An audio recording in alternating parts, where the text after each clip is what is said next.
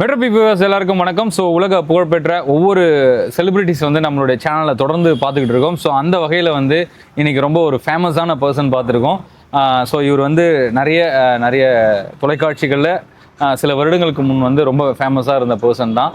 So இன்றைக்கி நம்மளுடைய metro whip நேயர்களுக்காகவும் பக்தி தமிழ் நேயர்களுக்காகவும் இன்றைக்கி மணி அஸ்ட்ராலஜர், அட்வொகேட், அதுக்கப்புறம் நியூமராலஜிஸ்ட், அதுக்கப்புறம் கைரேகை பார்க்குறது, இந்த மாதிரி பல திறமைகள் வந்து வச்சுருக்காரு. ஸோ இன்றைக்கி அவர்கிட்ட வந்து கேட்டு தெரிஞ்சுக்க போகிறோம் நிறைய விஷயங்களை. சார் வணக்கம் சார். வணக்கம் சார். எப்படி இருக்கீங்க? நல்லா இருக்கேன் சார். Sir super sir. உங்களை பற்றி நிறைய விஷயங்கள் கேள்விப்பட்டோம். ஒவ்வொரு நாளும் நாங்கள் வந்து ஒவ்வொரு புதிய பிரபலங்களை வந்து மீட் பண்ணி நிறைய விஷயங்கள் எடுத்துக்கிட்டு இருக்கோம். ஸோ அந்த வகையில் இன்றைக்கி மணி அஸ்ட்ராலஜரை சந்திக்கிறதுல நாங்கள் ரொம்ப மகிழ்ச்சியாக ஃபீல் பண்ணுறோம் சார். ஸோ உங்களோட அறிமுகம் வந்து நம்மளுடைய மெட்ரோ விப் நேயர்களுக்கு தேவை. உங்களை பற்றி கொஞ்சம் சொல்லுங்கள் சார். நான் வந்து 40 வருஷமாக ஜோசியம் கற்றுக்கிட்டு வரேன், படிக்கிறேன். ஓகே. அதுக்கப்புறம் பார்த்தீங்கன்னா அட்வொகேட்டாக ஒரு 35 வருஷமாக இருக்கேன். எனக்கு வந்து ஜோதிடத்தில் சித்த வைத்தியம் சேர்ந்து தான் நான் படிக்கிறது. ஜோதிடம் சித்த வைத்தியம் தான் என்னோடய, அதாவது மெடிக்கல் அஸ்ட்ராலஜி. மெடிக்கல் அஸ்ட்ராலஜி என்னென்னா ஜாதகத்தை பார்த்து நுணுக்கமாக அவங்களுக்கு என்னென்ன பிரச்சனை வரும், வியாதி வரும், எதனால் அந்த வியாதி வருது, எப்படி பண்ணால் அந்த வியாதி முன்னாடியே வருங்காலத்தில் எந்த இயரில் எந்த வருஷங்களெல்லாம் இந்த தொல்லை கொடுக்கும், எப்போ வரத்துக்கு முன்னாடியே காப்பாற்றுறதுக்காக ஜாதகத்தை பார்த்து கண்டுபிடிக்கிறோம். சார் உங்களுடைய மெயினான ஒரு விஷயம் வந்து மணி மந்திரம் ஔஷதம் அப்படின்ற ஒரு கான்செப்டில் நீங்கள் வந்து நிறைய சேனலுக்கு வந்து சொல்லியிருக்கீங்க. அதே மாதிரி நம்மளுடைய மெட்ரோ விப் நேயர்களுக்காக அந்த மணி மந்திரம் ஔஷதம் அப்படின்னா என்ன, அதனுடைய சூட்சமங்கள் என்ன மறைஞ்சிருக்கு அதுக்குள்ளே, அது மக்களுக்கு ஒரு புரியும்படி தெளிவாக நீங்கள் கொஞ்சம் விளக்கம் கொடுக்கணும். மணின்றது பார்த்திங்கன்னா சார், இப்போ ஃபார் எக்ஸாம்பிள் வந்து கடகலக்கணம் வச்சுக்கும். கடகலக்கணக்காரங்களுக்கு அந்த சந்திரன் நிற்கிற ஸ்டாரு மார்ஸோட ஸ்டாரில் இருக்குது அப்படின்னா அவங்க ரொம்ப டென்ஷன் ஆகிட்டே இருப்பாங்க. அதே மாதிரி அவங்க ஜாதகத்தில் செவ்வாய் 10 குடைவன் 3 ஸ்டாரில் செவ்வாய் வந்து திருவோணம் ஸ்டாரில் இருக்கும்போது அவங்க மைண்ட் எப்பயுமே டிப்ரெஷன்லேயே இருப்பாங்க, டென்ஷன் ஆகுவாங்க. அதில் டாக்டர்ஸ் வந்து பார்த்திங்கன்னா அவங்களுக்கு வந்து டிப்ரெஷன் இருக்குது, அவங்கள வந்து அது அவங்களே மாற்றிக்கணும், நிறைய திங்க் பண்ணக்கூடாது, எதுவுமே அமைதியாக இருக்க கற்றுக்கணும், இது அட்வைஸு. பட் அட்வைஸில் வந்து நோய் நல்லாவாது, பிரச்சனை சால்வ் ஆகாது. எப்பவுமே பார்த்தீங்கன்னா மணின்றது அந்த காலகட்டத்தில் சுமார் 2000 இயருக்கு முன்னாடி இது வந்து முனிவர்களால் கண்டுபிடிக்க ஒரு சப்ஜெக்ட். இது வந்து ரொம்ப பல ஆயிரம் வருஷம் முன்னாடி கண்டுபிடிச்சது தான். இந்த வந்து செவ்வாய் சந்திரன் காலில் இருக்கும்போது மைண்டு டிசார்டர்லேயே இருக்கும். ஓகே. அவனுக்கு எப்பயுமே ஒரு பயம் இருக்கும், என்னடா பண்ணுறதுன்னு எதில் பார்த்தாலாம். ஏன்னா சந்திரன் செவ்வாய் காலில் நிற்கிறது, அப்போ வந்து டென்ஷன் ஆகிடுவாங்க சின்ன விஷயத்துக்கு கூட. அதை சரி பண்ணக்கூடிய சக்தி எதுக்குன்னா சந்திரனுக்கு வந்து டாக்டர்லாம் சைக்காட்ரிக் டாக்டர்கிட்ட போவாங்க. அவங்க என்ன பண்ணால் தூங்குறத மாத்திரை அதிகமாக கொடுப்பாங்க, இந்த மாதிரி பழக்க வழக்கம்லாம் மாற்றிங்க, எக்ஸசைஸ் பண்ணுங்கன்னுவாங்க. அதிலலாம் அது குறைக்கவே முடியாது. அதாவதுன்னா செவ்வாய் சந்திரன் காலில் நின்னா அவங்க டக்குன்னு வந்து அது செவ்வாய் சந்திரன் காலில் நிற்கும் போது அவங்க பர்டிகுலராக அந்த பவரை, சந்திரனுடைய பவரை காலி பண்ணக்கூடிய மெட்டல்ஸ் இருக்குது. அப்புறம் அதே மாதிரி கல்லுங்க இருக்குது, ஸ்டோன்ஸ். அதுதான் இருக்கிறதுலே பார்த்தீங்கன்னா நவரத்ன கற்கள் சம்மந்தப்பட்டது. அதாவது ஜெம் தெராப்பி, மெட்டல் தெராப்பின்னுவாங்க. இது குணப்பாடம் 1, 2, 3 இருக்குது. எல்லாருமே கற்றுக்கலாம், எல்லா சப்ஜெக்டும் படிக்கலாம். குணப்பாடம் 2, 3ன்றது ஜீவத்தாது வர்க்கம். அப்போ எல்லா மெட்டல்லாம் ஒவ்வொரு பவர்ஃபுல்லாண்டு அது பஸ்பம் பண்ணி கொடுக்குறாங்க. அதே மாதிரி எல்லா ஸ்டோனையும் பஸ்பம் பண்ணி கொடுப்பாங்க.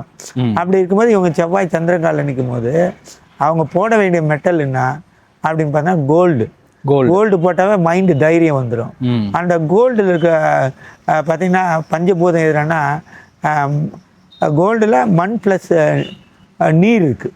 மண் ப்ளஸ் நீர். ஓகே. அதனால தான் பார்த்தீங்கன்னா மண்ணும் நீரை சேர்ந்த ஒரு பொருள் எதுனா தங்கம். அது போடவுடனே மைண்டு தைரியம் வரும், அப்போ தெளிவாக இருப்பாங்க. அவங்க தேவையில்லாமல் போய் சின்ன விஷயத்தை பார்த்தா கூட எப்படி குரங்கு சின்ன பொண்ணை பெருசாக்கி விட்டு அப்செட் ஆகி போகுது, அவங்க தெளிவாக வர்றதுக்கு திருப்பி இன்னொரு ஒரு நல்ல நிகழ்ச்சி நடக்கணும். இல்லைன்னா அவங்க அதுலேயே இருப்பாங்க, அது அவ்வளோ சீக்கிரம் வெளியே வர முடியாது. இது வந்து தங்கம் போட்டாங்கன்னா அவங்க ஆட்டோமேட்டிக்காக நார்மல் கண்டிஷன் வந்துடுவாங்க. அது மாதிரி மெட்டல் தெராப்பி இருக்குது, ஸ்டோன் தெராப்பி. ஸ்டோன் போடணுன்னா அவங்க என்ன பண்ணணும்னா ஒரு வெள்ளியில் பார்த்தீங்கன்னா நடுவில் ஒரு முத்து வைக்கணும்.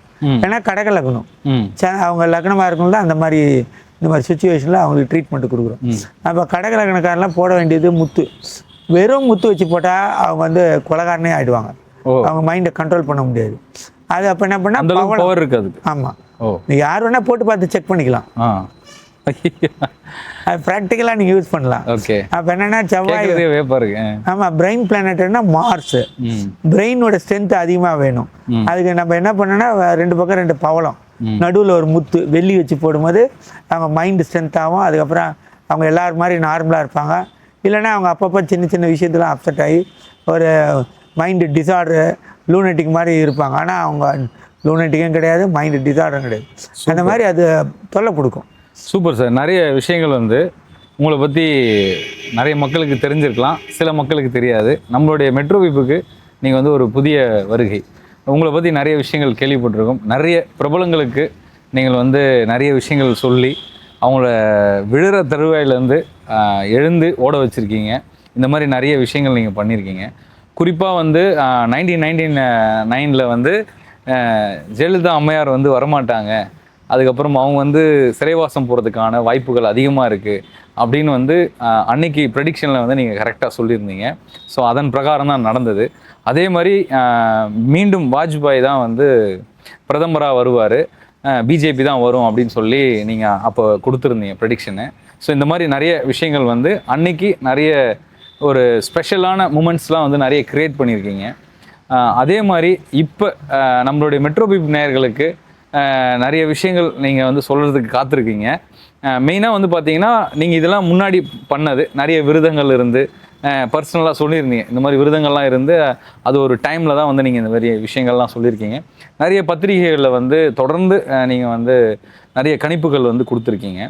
அதே மாதிரி ஒருத்தருக்கு நோய் வந்தால் அதுலேருந்து எப்படி தப்பிக்கலாம், ஒரு ஜாதக ரீதியாகவும் இருக்கட்டும், அதுக்கப்புறம் வந்து ஒரு ஸ்டோன் போட்டால் எப்படி ஒரு வளர்ச்சி பெறலாம், அதுக்கப்புறம் ஒரு அரசியல்வாதியே அளவுக்கு உயரணும் அப்படின்னா அவங்களுக்கான சில வழிமுறைகள் எப்படி, இந்த மாதிரி நிறைய அபூர்வமான விஷயங்கள் நீங்கள் பண்ணியிருக்கீங்க.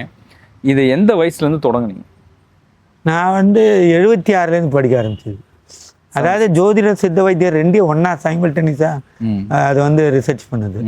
அதனோட நோக்கம் என்னென்னா ஜனங்களுக்கு எல்லாருக்கும் குரு வேணும். குரு வேணும். அது வந்து ரெக்கவரி, அதாவது ஒரு மனுஷன் வந்து இப்போ பார்த்தீங்கன்னா ஃபார் எக்ஸாம்பிள் ஒரு ஜாதகத்தில் சுக்கிரன் சனி ஒன்றா உச்சமாக இருக்குது துலாத்துலன்னா அதை பசங்க படிக்க முடியாது. படிக்கிறது ரொம்ப போராடுவாங்க. அவங்களுக்கு எப்பவுமே வாத நாடி தான் ஓடும். அவங்க படிக்கிறதே கஷ்டமாக இருக்கு. 40 மார்க் தாண்டறதுக்கு ரொம்ப கஷ்டமாக இருக்கும். கூடவே பேர் கார்த்திக்னு வந்தோன்னா படிக்க கூடாது.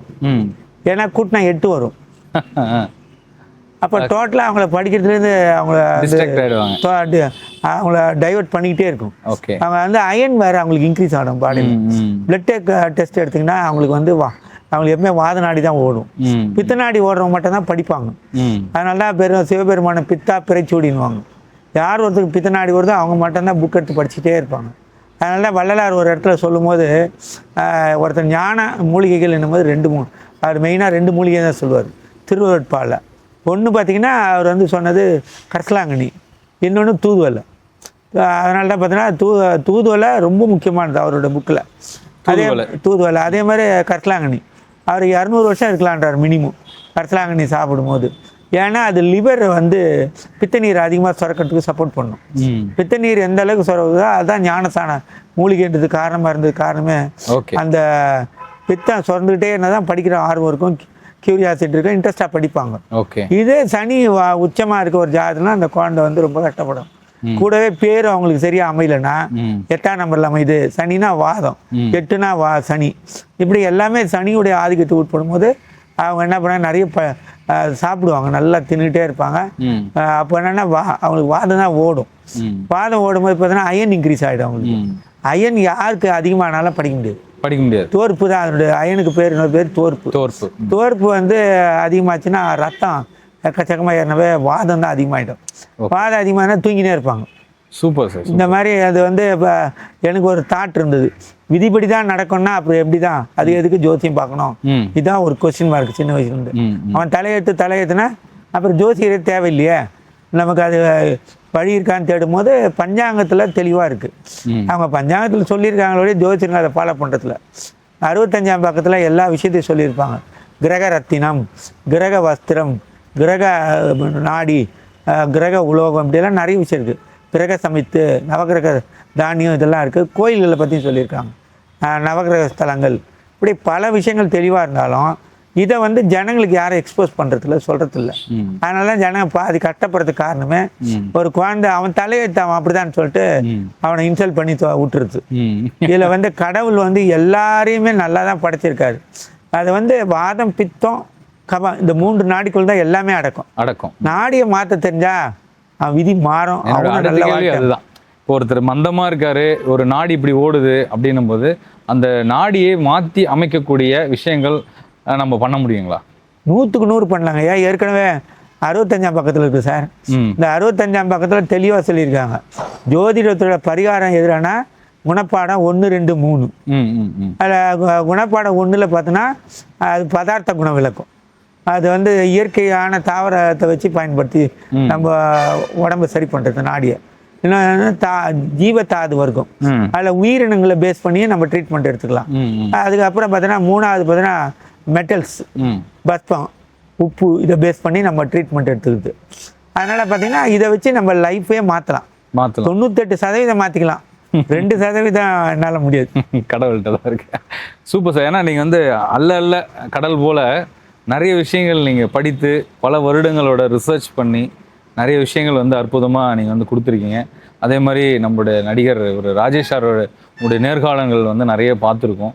ஸோ அதில் நிறைய அபூர்வமான விஷயங்கள்லாம் சொல்லியிருந்தீங்க. அதே போல் நம்மளோட மெட்ரோ பீப்புள் நேயர்களும் பக்தி தமிழ் நேயர்களும் ரொம்ப ஆர்வமாக இருக்காங்க நிறைய விஷயங்கள் கேட்குறதுக்கு.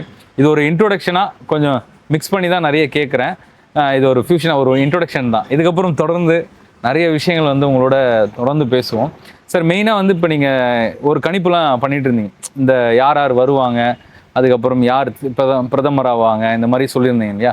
அதே மாதிரி தங்கமலை வந்து 2025 வந்து 16லேயே சொல்லிட்டீங்க கிடுகிடுன்னு உயரும் அப்படின்னு சொல்லி. குறையன்னு சொல்லியிருந்தோம். 26,000 ரூபாய் இருந்தது, 18,000 வந்தது. 18,000 வந்தது. ஸோ இப்போ அதே மாதிரி இப்போ நிறைய விஷயங்கள் வந்து இன்னைக்கு கால தேதியில் வந்து பொருளாதாரம் வந்து ரொம்ப ஒரு பெரிய மக்கள்கிட்ட வந்து எல்லாருமே இன்வெஸ்ட் பண்ணுறது, ஒரு பொருள் கொடுக்கறது, ஒரு ஷேர் மார்க்கெட் வாங்குறது, இந்த மாதிரி விஷயங்கள்லாம் பண்ணுறாங்க. இந்த மாதிரி விஷயங்கள் சொல்லக்கூடிய விஷயங்கள் நீங்கள் எப்போ இதெல்லாம் மக்களுக்கு சொல்லுவீங்க? அதுக்கான தருணம் எப்போ வரும்? இப்போ கூட பார்த்தீங்கன்னா குரு பயிற்சி வரப்போகுது. ஓகே. இந்த குரு பயிற்சியில் பார்த்தீங்கன்னா குரு சனிக்காலில் வரப்போறாரு. அப்போ ஜனங்கிட்ட மணி ஃப்ளோ ரொம்ப கம்மியாயிடும்.